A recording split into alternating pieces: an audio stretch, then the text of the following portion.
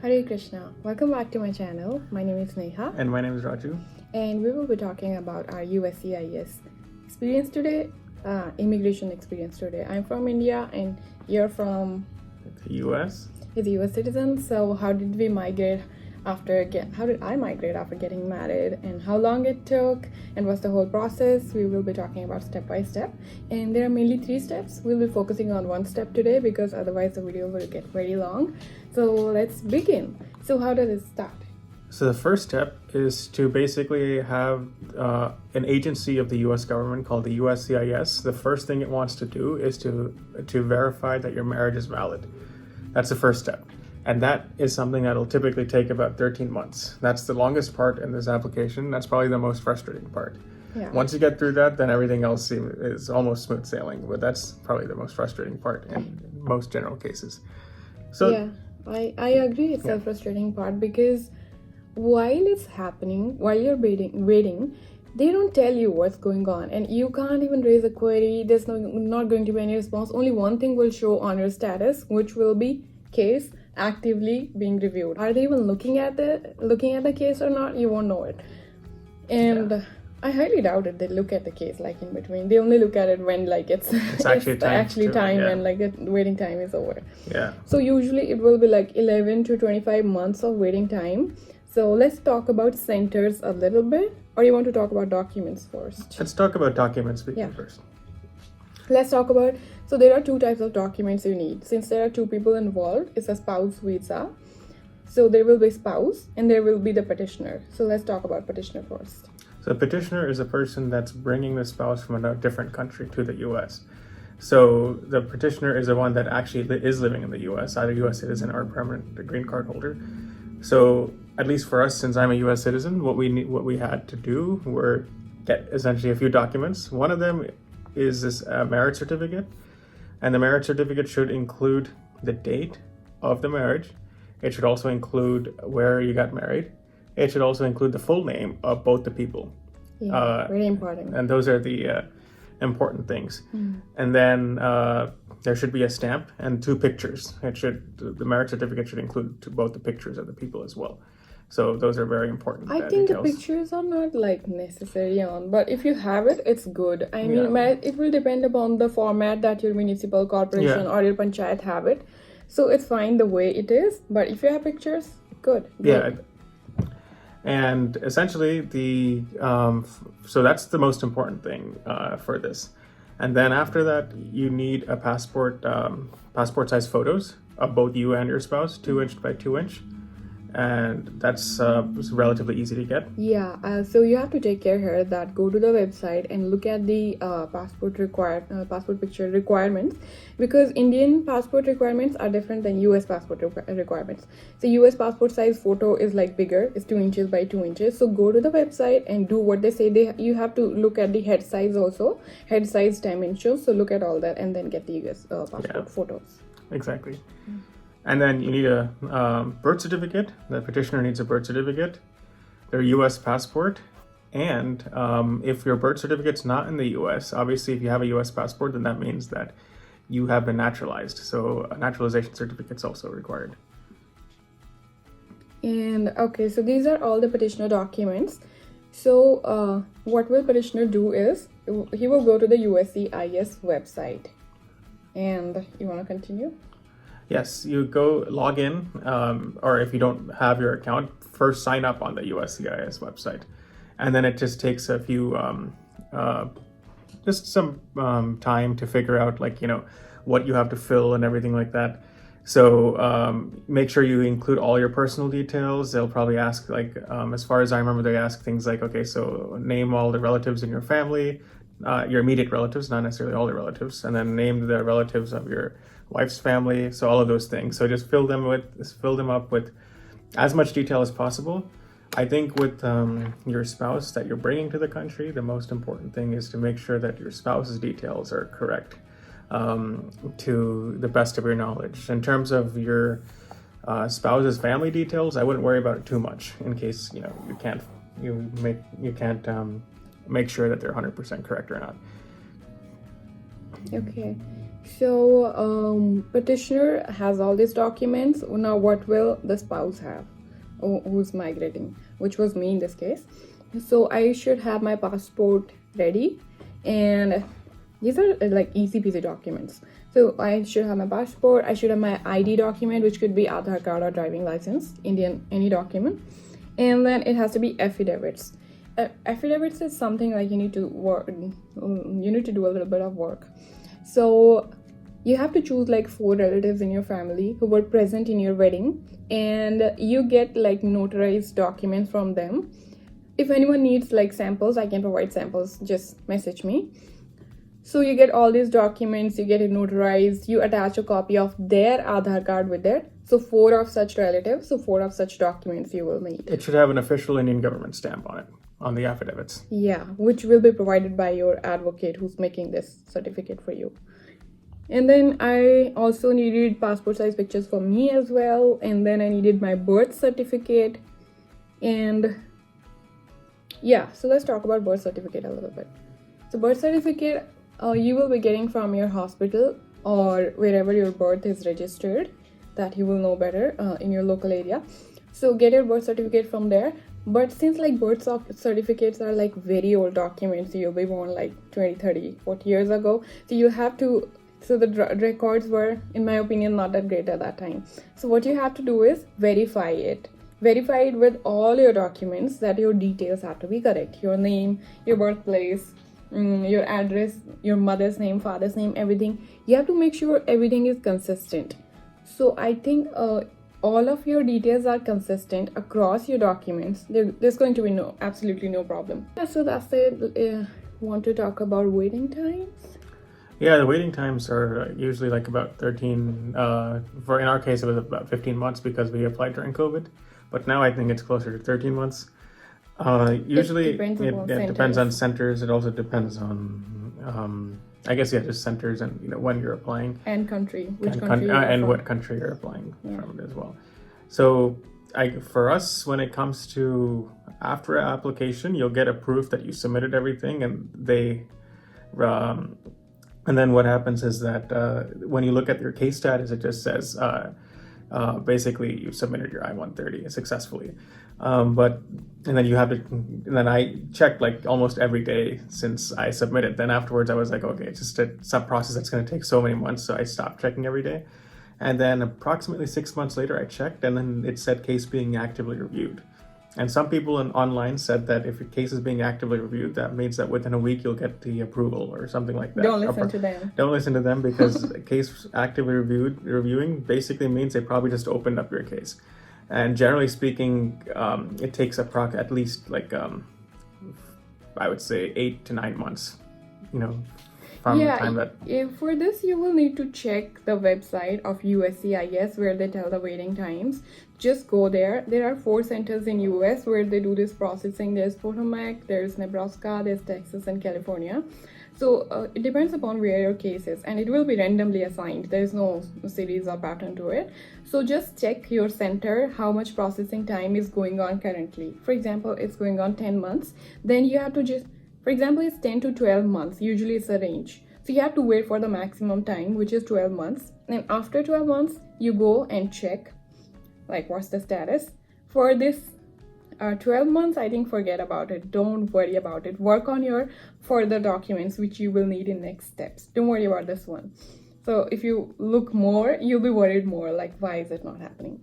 So just wait for the maximum time. And now when the 12 months are over, for example, then just go ahead and raise a query. Don't wait after that, because you have given your waiting time. Now you need to ask them, so what's going on with my case? So they'll probably respond within a week. They always respond. There's nothing to worry about that. Well, they'll take about a week to respond. That's normal. And that's it. Oh, one more thing I want to mention. One thing which is very important in this is making sure all the details are correct.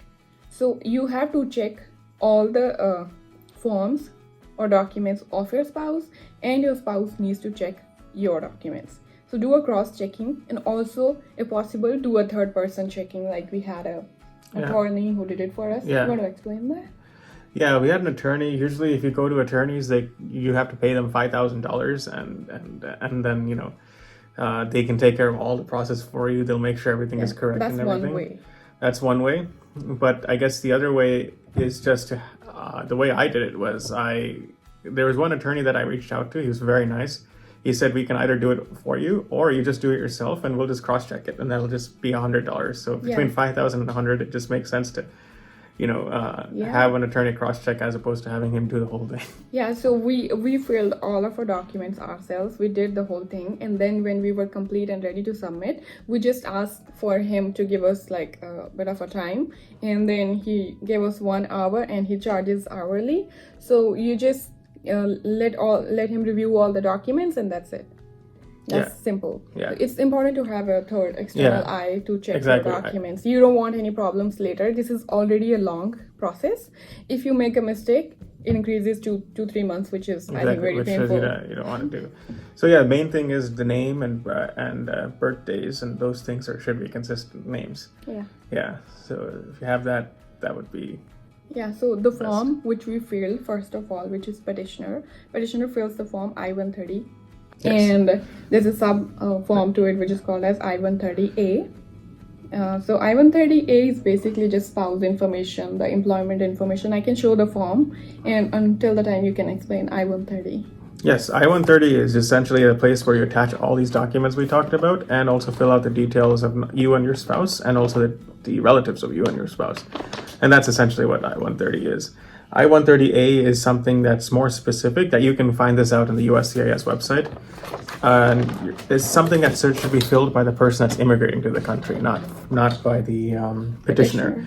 So that person will fill it out generally speaking, they'll fill it out in like a pen because you need to physically sign that copy as well. And then that includes your employment history and everything like that. And once you do, and your address history, those kind of things. And once you do that, then you have to take screenshots or scan. Scanning is probably better, but we just took screenshots of the I-130A document, and then you attach the I-130A document in the place when you submit before you submit your I-130. Yeah. So before you submit your I-130, there's a place where you attach all documents, and in the place where it says further documents to attach, you attach your I-130A. Okay, so to make it simple, since he was living in US, I was living in India, so what he did is he sent me I-130A form electronically. Yeah.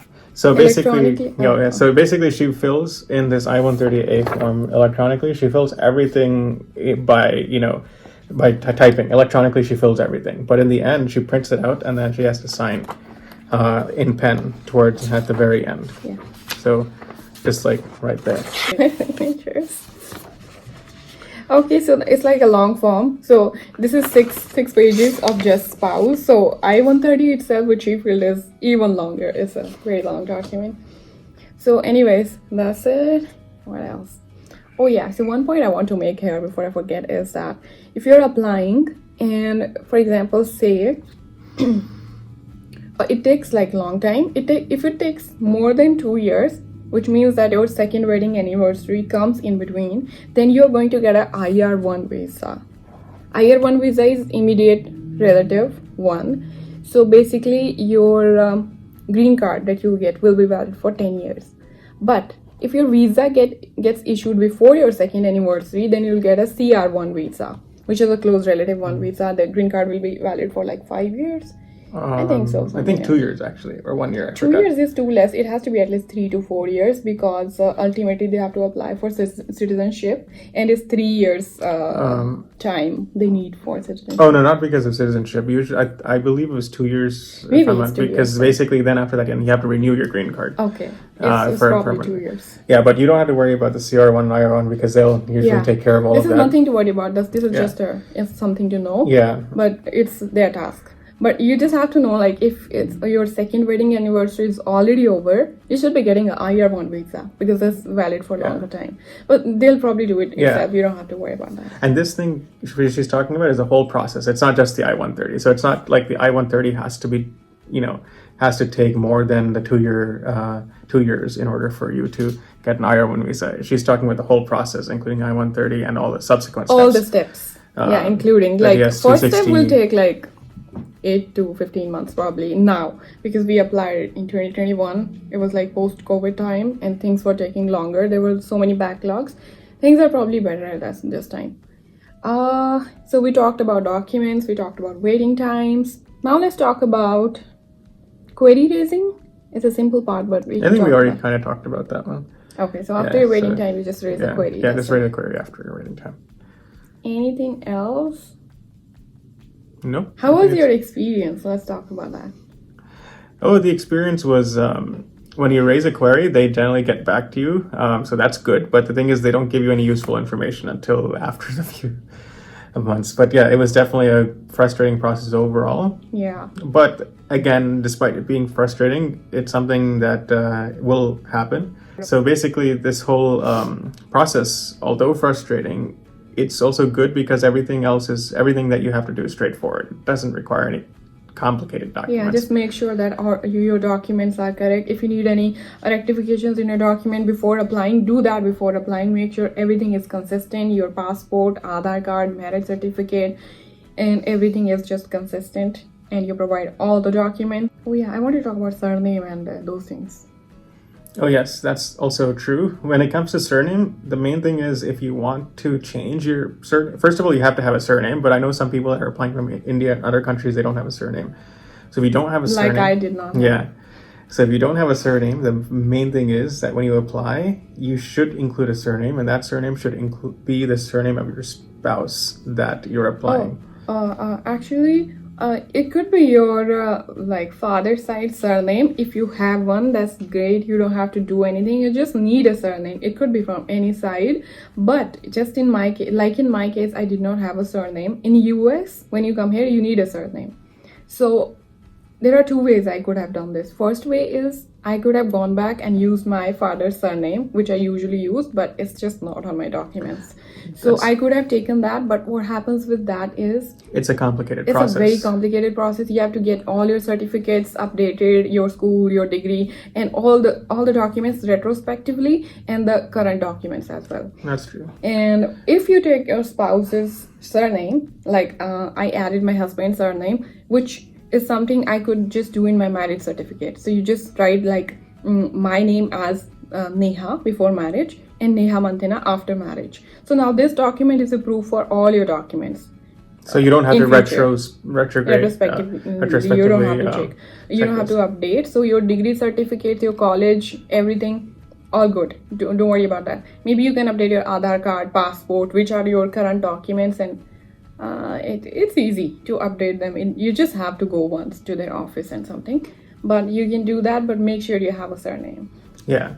So in short, the easy thing is just if you don't have a surname and if you're applying, use a surname of your spouse that's living in the U.S. So and then you just fill that in, and then that's what you do. It makes it more valid also. Okay, this is this person's wife because they have same surname. But now that I just said that this is easy, but this is not easy. You'll have to update so many documents. I have gotten my green card and now I'm in US, but till this date, I always stumble upon documents which I still have to update with my surname back in India, like my EPFO, my bank, and all the stuff. So it will be there, but don't worry, it happens. Yeah, and the thing is, for those things, the proof that you need to update those things is literally your marriage certificate. You don't need anything else. Whereas if you try to update your surname, if you don't have one right now, and if you try to make your surname based on your family surname, then updating that would just take a much longer. That's a very stressful process. Yes. Okay, so that's... But at least for the I-130, you don't, and I'm pretty sure for at least most of DS-260, if not all of DS-260, you don't need to update any of their previous documents. So DS-260 is a form that you will need in next step, and we will talk about that in another video. That's true. Okay, so if you still have any questions, we are just making this video because I think there's somewhere a gap in information, like how things work, and it's already stressful, and if you don't have information, it becomes more stressful. So we're just sharing our journey so that it becomes easy for other people. Yeah. So just let us know if you have any more questions, and we'll be doing next part in next video. Thank you. Thank you. Bye.